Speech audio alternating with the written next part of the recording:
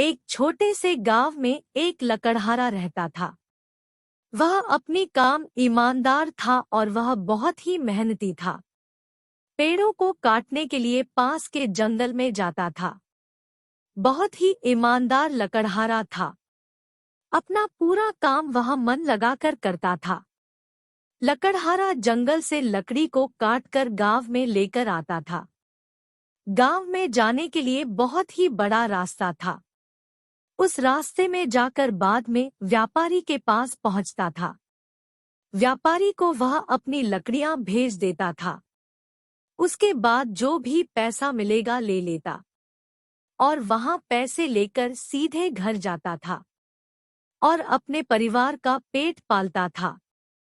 लकड़हारा और उसका परिवार दोनों ही खुश थे। एक दिन लकड़हारा एक नदी के किनारे एक पेड़ काट रहा था।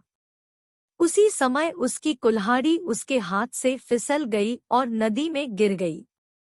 लकड़हारा अपनी कुल्हाड़ी को नदी से नहीं निकाल सकता था। लकड़हारे के पास केवल एक ही कुल्हाड़ी थी, जो नदी में गिर गई थी। लकड़हारा यहाँ सोचकर बहुत चिंतित हो गया।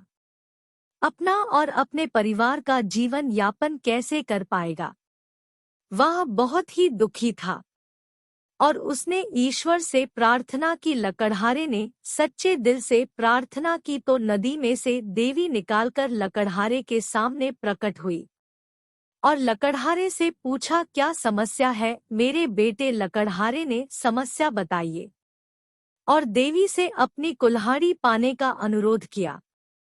देवी ने नदी में हाथ डाला और चांदी की कुल्हाड़ी निकाल दी और पूछा, यहाँ तुम्हारी खिलाड़ी है।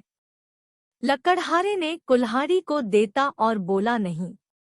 देवी ने अपना हाथ फिर से गहरे पानी में डाला और एक सूरत से कुल्हाड़ी दिखाई। देवी मुस्कुराई और अंत में फिर से पानी में हाथ डाला और लोहे की कुल्हाड़ी निकाली और पूछा, क्या यहाँ तुम्हारी खिलाड़ी है? इस पर लकड़हारे ने कहा, हाँ, यह मेरी कुल्हाड़ी है।